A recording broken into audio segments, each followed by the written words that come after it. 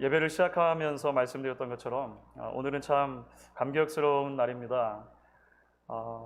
거의 1년 3개월 만에 이 예배 참석 인원 제한을 해제한 날이기 때문에 그렇습니다.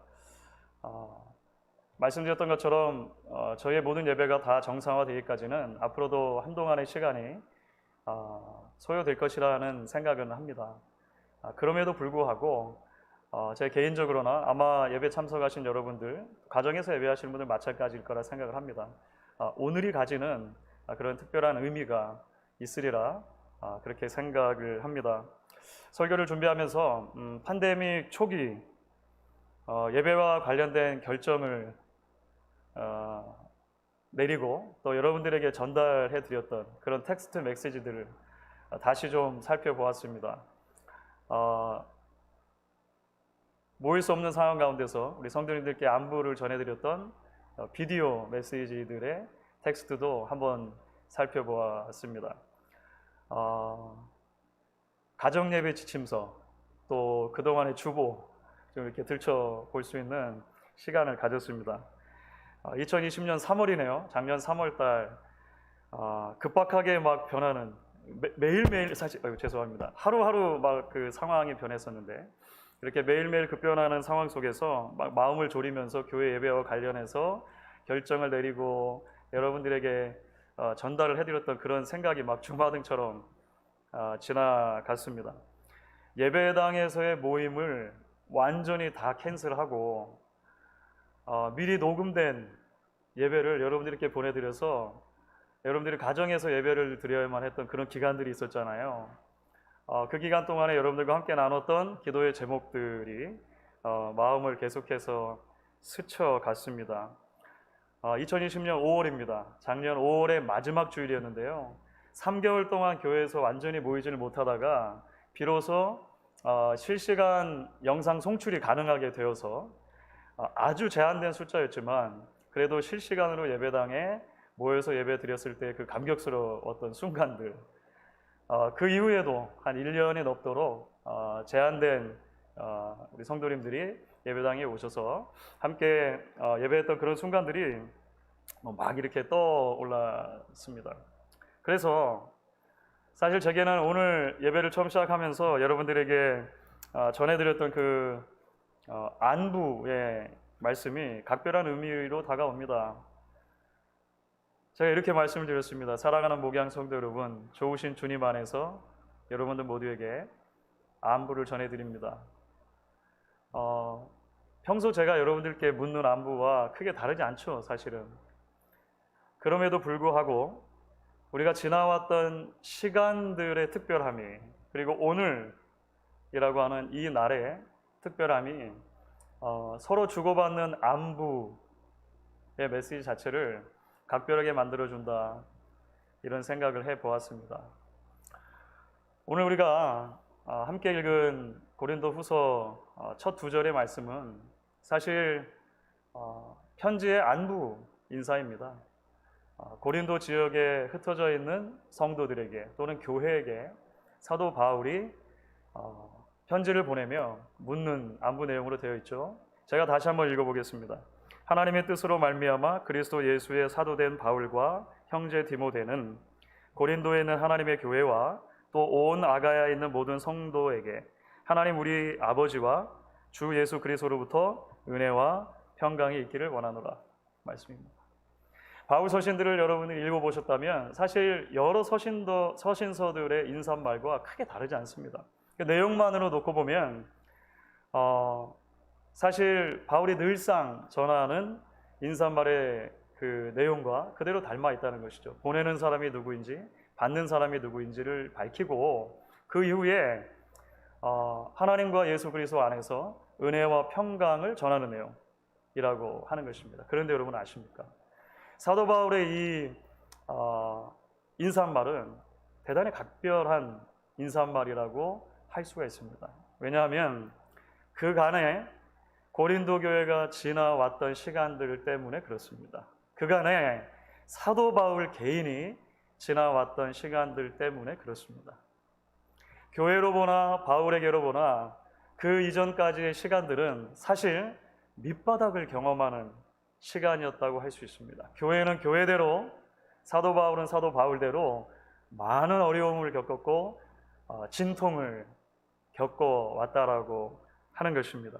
한마디로 교회도 약해질 대로 약해있고 사도 바울도 약해질 대로 약해져 있는 상황이 사실 고린도 후서를 전하는 상황이었다라고 하는 거예요. 그래서 저는 이 고린도 후서의 말씀이 오늘 우리들에게도 시기적절한 메시지로 다가온다고 그렇게 믿습니다.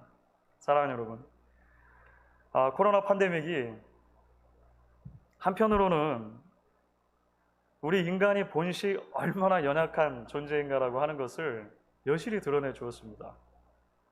작년도 코로나 바이러스의 확진도가 걷잡을 수 없는 들불처럼 번져가는 것을 보면서 정말로 우리가 할 수 있는 것이 아무것도 없다라고 하는 것을 느끼며 절망했던 적, 힘들었던 적이 얼마나 많이 있습니까? 그렇죠.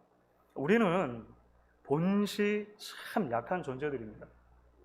뿐만이 아니죠. 우리 코로나 팬데믹 시기를 지나면서 팬데믹이 사회와 경제와 가정과 공동체를 이전보다 더 약하게 만든 것도 맞는 것 같습니다.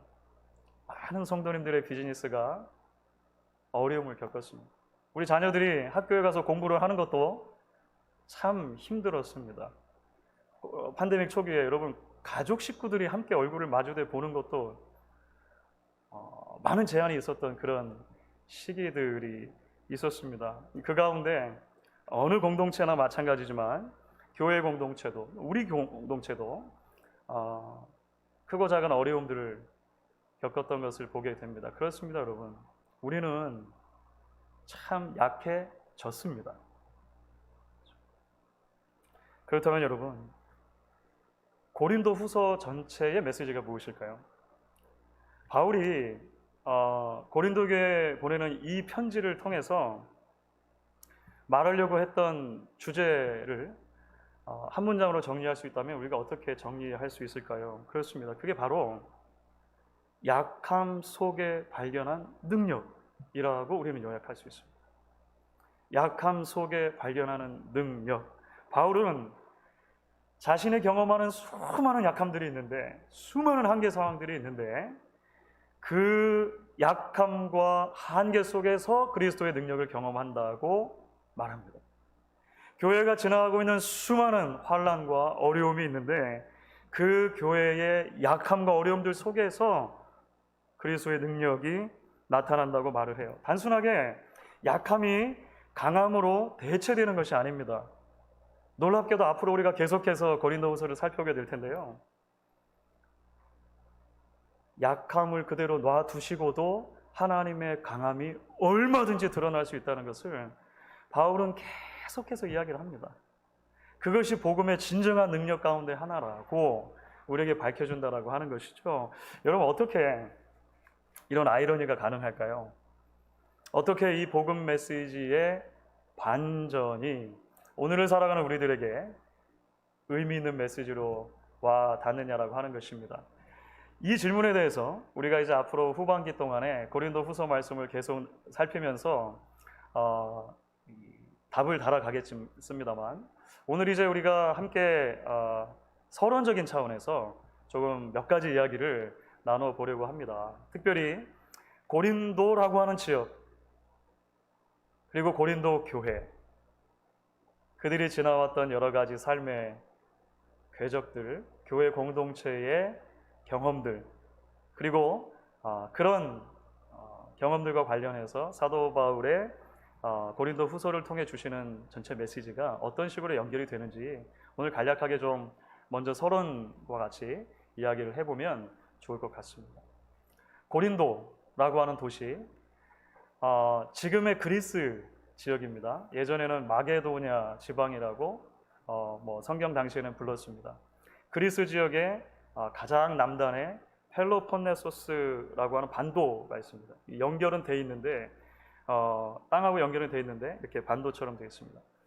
그곳에 위치한 항구 도시였습니다.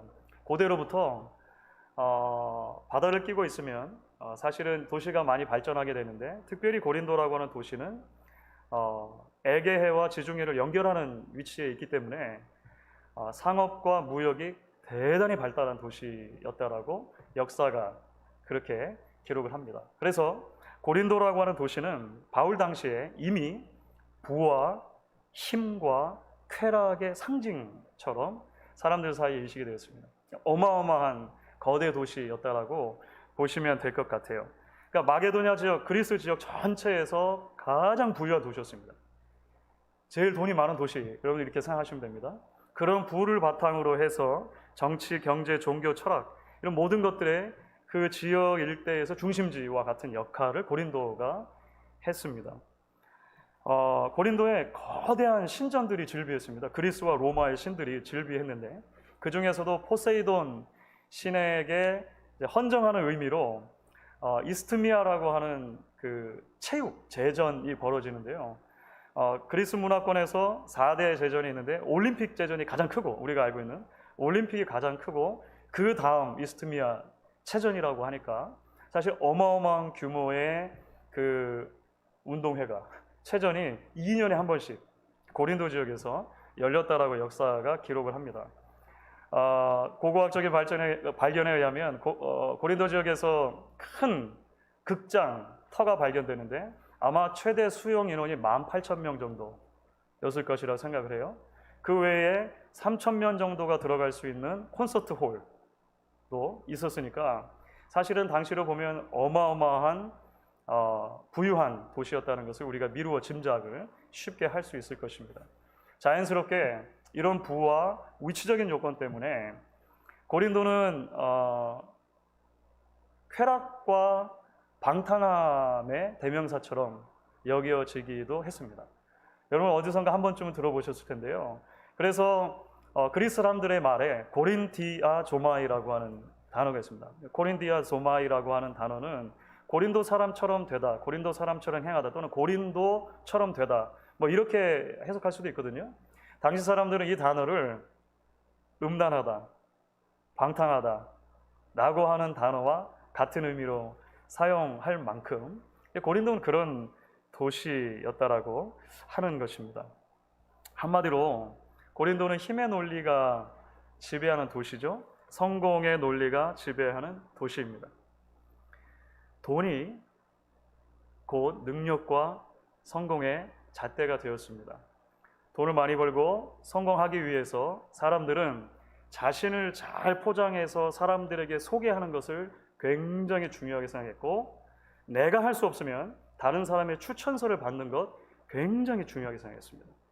나중에 이런 내용들이 전부 다 고린도 후서에 나올 것입니다. 약함은 부끄러운 거예요. 그래서 실패는 자랑할 만한 것이 못 되는 것입니다. 가난과 없음이라고 하는 것은 어떻게든지 감추고 좋은 것만을 보여주어야 하는 그 시대 정신, 그 문화가 가득 차 있었던 도시가 고린도라고 하는 거예요. 여러분, 근데 참 놀랍죠? 하나님의 역사하시는 방법은 놀랍습니다. 이런 고린도에도 하나님의 교회가 세워지는 거예요. 사도행전 18장에 그 이야기가 잘 나와 있는데요. 마게도냐 지역으로 사도 바울이 이제 전도여행을 했던 2차 전도여행 때, 두 번째 전도여행 때 결국은 이제 빌립보를 지나 이 고린도라고 하는 지역에도 교회가 세워집니다. 우리가 들어봤음직한 아굴라와 브리스길라라고 하는 부부 있잖아요. 그 사람들이 여기 고린도에서 만난 사람들이에요. 그 사람들을 처음에 그 핵심 멤버로 시작해서 나중에 타 지역에서 선교하던 디모데와 또 신라도 같이 조인하고, 그렇게 해서 거기서 열심히 복음을 전하게 되는 것이죠. 1년 반을 바울이 머뭅니다. 바울이 1년 반 동안 그 고린도 지역에 있으면서 여러 사람들이 복음 안에서 회심하게 되고 세상 가치가 아니라 하나님 나라의 가치가 무엇인지를 발견하며 하나님 앞에 나오는 역사들이 있었다라고 하는 거예요. 자, 그런데 문제가 생기죠. 바울은 늘 한 지역에 머물러 있는 목회자가 아니잖아요. 바울이 떠난 뒤에 문제가 생긴 것입니다. 바울이 떠난 뒤에 여전히 고린도 교회는 돈과 힘과 쾌락이 지배하는 그 고린도라고 하는 도시에 남아 있게 된 것이죠. 거기서 계속해서 하나님 나라를 이루어 가야 하는 것인데 그만 안팎의 문제로 내용을 겪고 맙니다. 그래서 여러분, 고린도 교회는 많은 우리 성도님들에게 말도 많은 교회, 탈도 많은 교회로 인식이 되죠. 그렇죠? 바울이 떠나자 얼마 안 있어서 고린도 철학이죠. 말하자면 고린도 시대 정신, 고린도 정신이 교회를 잠식하기 시작합니다. 말씀드린 것처럼 힘의 논리입니다. 그래서 교회 안에 파벌이 생기기 시작한 거예요. 누가 더 힘이 세냐라고 하는 것을 자랑하기 시작한 것입니다. 고린도 전서를 보면 여러분, 바울파, 아볼로파, 그렇죠, 베드로파, 나중에 심지어 예수파가 있었다라고 증언하지 않습니까? 서로 왜 힘겨루기를 합니까? 당시의 시대 정신에 그만 마음을 내어주고 만 것입니다. 하나님의 은사와 직분도 마찬가지입니다. 은사는 하나님이 순전히 은혜로 주시는 것이잖아요. 직분은 그 은사를 따라서 하나님이 맡겨주신 것이잖아요. 그런데 그것이 신앙의 성공을 가늠하는 잣대가 되기 시작하는 거예요. 서로를 비교하는 잣대가 되기 시작하는 거예요. 내가 더 낫다라고 하는 것을 증명하는 잣대로 작용하기 시작했다라고 하는 것입니다. 바울이 안타까웠겠죠. 그 이야기를 듣고. 그래서 너무나 안타까운 마음을 담아서 이제 그런 문제들에 대해서 편지를 쓴 거죠. 그 편지가 고린도 전서입니다. 고린도 전서. 말씀인 거죠. 복음이 얼마나 놀라운 능력이 있는지, 그리스도의 복음이 여러분들을 어떻게 구원해 주셨는지, 교회가 하나됨이 왜 중요한지, 사랑이 왜 중요한지, 모든 은사들 중에 사랑이 가장 큰 은사라고 말할 만큼 왜 중요한지, 그리스도의 부활이 왜 중요한지, 그리스도의 부활을 붙들고 하나님이 주신 새 생명으로 이 땅을 살아가는 것이 왜 중요한지 막 마음을 다해서 전한 메시지가 고린도 전서입니다. 고린도 전서를 받은 이후에 여전히 문제가 생깁니다. 이번에 생긴 문제는 여러분 그런 이야기 들어보셨죠? 메시지를 공격할 수 없으면 메신저를 공격해라. 바울을 공격하는 사람들이 이제 그 교회 안에 들어오기 시작합니다. 잘못된 가르침을 가지고 들어와서 전하는데요. 바울이 전한 복음 자체를 먼저 공격하기 전에 이들의 전략은 뭐냐면 바울을 공격하는 거예요.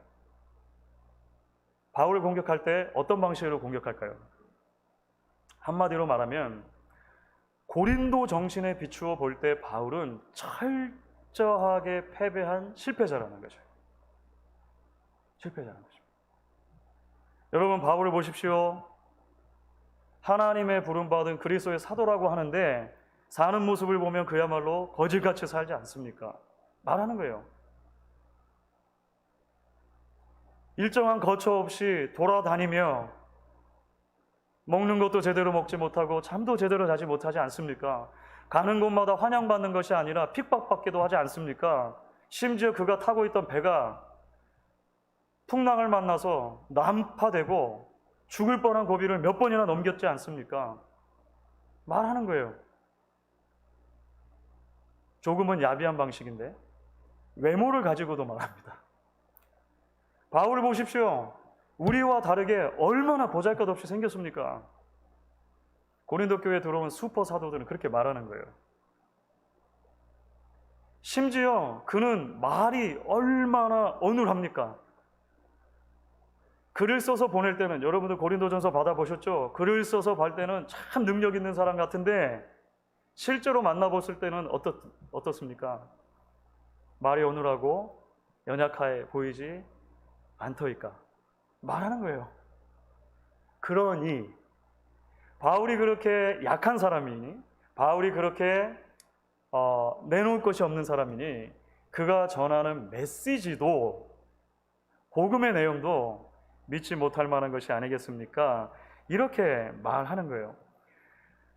고린도 정신에 비춰보면 매력이 하나도 없는 사람이 바울인 거예요. 약해도 이렇게 약한 사람이 없는 것입니다. 못나도 이렇게 못난 사람이 없는 것이죠. 주 안에서 사랑하는 여러분, 사실 우리가 살고 있는 시대도 어떻게 보면 바울의 시대와 크게 다르지 않다고 이야기할 수 있을 것 같습니다. 여전히 우리가 사는 세상도 부와 힘과 행복은 서로 뗄 수 없는 것처럼 보입니다. 부가 있어야 능력이 있고 부와 능력이 있어야 행복한 것이라고 이 시대는 자꾸 우리에게 가르쳐 줍니다. 마치 그리스 신화에 보면 지옥의 문을 지키는 머리 셋 달린 괴물이 있어요. 세루베루스라고 하는 그 괴물 있죠. 개의 형상인데 머리가 세 개 달린 겁니다. 마치 이 셋이 돈과 능력과 쾌락이라고 하는 것이 뗄 수 없는 한 몸을 이룬 새 머리와 같다는 생각을 우리가 하게 됩니다. 이런 시대를 사는 교회도 마찬가지인 것 같아요. 교회 또한 얼마나 쉽게 힘의 논리와 성공의 논리에 지배되는지 알 수가 없습니다.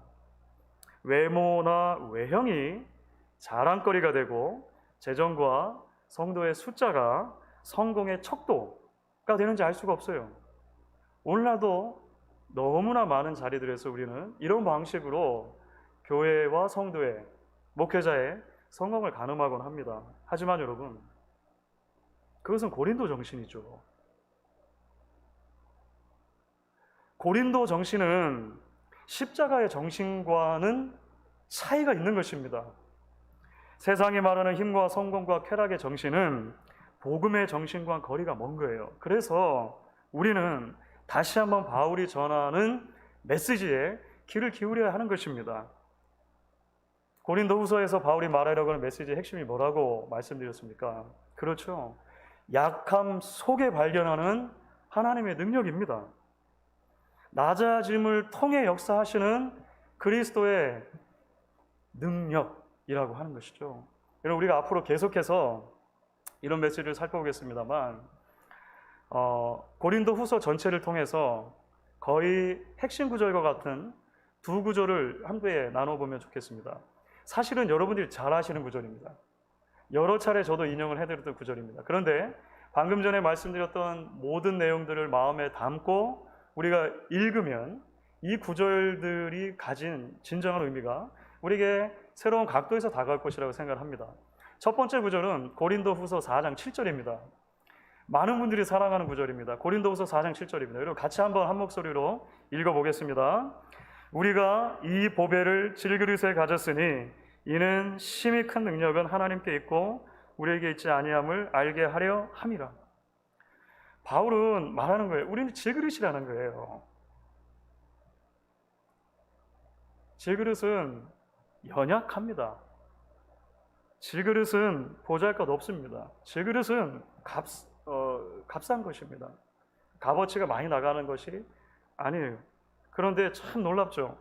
그런 질그릇 안에 보배가 담겼습니다. 예수 그리스도가 담겼다라고 하는 거예요. 하나님의 방식은 뭐냐면 질그릇을 금그릇이나 은그릇으로 또는 무쇠그릇으로 바꾸어 주시는 것이 아니고 질그릇을 그대로 놔두고 질그릇 안에 그리스도를 주신 것입니다. 그래서 질그릇이 보배 합이 되게 해주신 거예요. 그 이유가 무엇입니까? 바울이 말하죠. 그 이유가 뭐냐면 참 능력의 근원이 어디에 있는지를 알게 해주시기 위함이다. 이렇게 설명을 해요. 그릇의 능력이 중요한 게 아니라 그런 그릇에도 가장 값어치 있는 보배를 담아 주실 수 있는 하나님의 능력이 중요하다는 거예요. 그걸 바울이 계속 말하고 싶은 것입니다.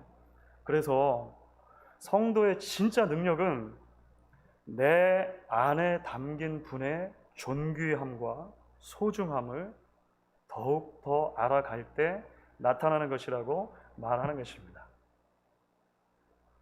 교회의 진짜 능력은 외모나 외형이 아니라 재정이나 숫자가 아니라 보배 되신 그리스도를 얼마나 신뢰하는가, 그 그리스도를 얼마나 높이려고 하는가, 드러내려고 하는가에 있다라고 말하고 싶은 거예요. 여러분, 두 번째 본문 고린도후서 12장 9절입니다. 이것도 우리가 잘 아는 구절이죠.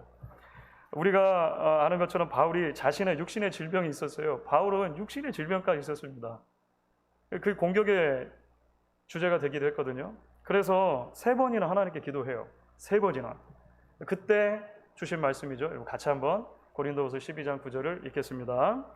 나에게 이르시기를 내 은혜가 내게 족하도다. 이는 내 능력이 약한 데서 온전하여짐이라 하신지라. 그러므로 도리어 크게 기뻐함으로 나의 여러 약한 것들에 대하여 자랑하리니 이는 그리스도의 능력이 내게 머물게 하려 함이라. 외모가 못날 뿐 아니라 건강조차 시원치 않았던 사람이 바울이라고 말씀드렸습니다. 물론 건강이 낫기를 위해서 기도하는 것은 그 자체로 잘못된 것이 아닙니다. 우리 오해하시면 안 됩니다. 예수님도 많은 병자들을 고쳐주셨고 야고보 사도도 보면 여러분들이 서로 병 낫기를 위하여 간구하라고 이야기하기도 합니다. 그런데 하나님이 바울은 고쳐주지 않는 것을 택하셨다라고 아마 우리는 이해할 수 있을 것 같아요. 고린도후서 전체의 메시지가 약함 가운데 주시는 강함이라고 하는 것을 이해하지 않으면 사실은 온전히 이해할 수 없는 대목입니다. 그렇죠. 하나님은 바울의 약함을 그대로 두고 그를 통해서 얼마든지 역사할 수 있다는 것을 보여주기 원하셨던 거예요. 그의 약함 가운데서도 얼마든지 하나님의 능력이, 하나님의 힘이 보여줄 수 있다는 것이죠. 자, 그래서 고린도 정신에 비춰보면 약함을 자랑한다는 것은 원래 말이 안 되는 거예요. 그렇죠. 고린도 정신에 비추어보면 약함을 자랑한다는 것은 네모난 동그라미 같은 말인 거예요. 말 자체가 안 되는 거예요. 조합이 안 되는 거예요. 그런데 복음의 능력은 결국 약함도 자랑하게 만들어주는 거죠. 약함을 자랑하게 만들어준다고 하는 것입니다. 여러분 혹시 빈 나눔 동반 주자라고 하는 말 들어본 적 있으십니까? 이거 말이 어려운데요.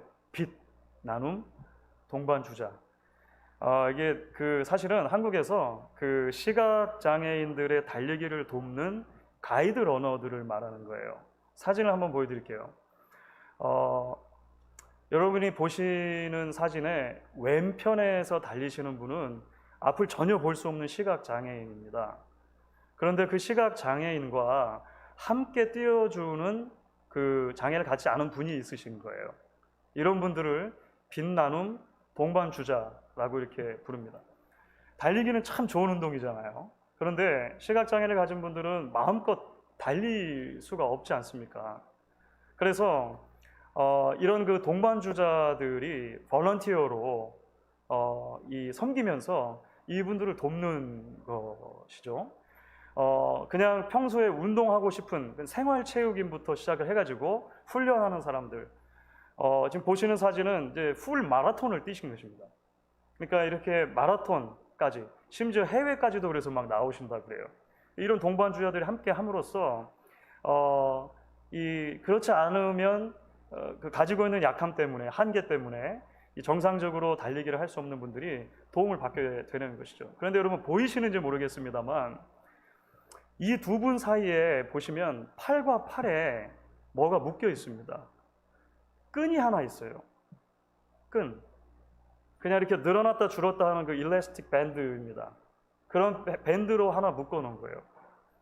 이 밴드가 말하자면 두 분이 같이 뛰는 데 있어서 그 의사소통하는 역할을 해주는 거예요. 물론 말도 하지만 말을 하지 않아도 조금 이 밴드가 많이 멀어졌다라고 느끼면 얼른 거리를 좁히고, 그러니까 장애를 가진 분이 얼른 거리를 좁히고, 너무 가까웠다 싶으면 조금 떼고, 내가 뒤처진 것 같다 생각하면 조금 가고 하면서 맞춘다는 거예요. 참 놀랍죠? 그래서 실제로 이제 그 시각장애를 가지시고 마라톤을 하신 어떤 아저씨 한 분이 인터뷰하신 내용을 제가 보았습니다. 그분이 이런 얘기를 하시는 거예요. 이 끈이 있으면 어디든 다 뛸 수 있어요. 무지하게 안전한 느낌이 들어요. 이 끈이. 그래서 뛰는데 아무런 걱정이 없는 거예요. 그분이 이렇게 말씀하시더라고요. 참 놀랍죠? 눈이 떠진 게 아닙니다.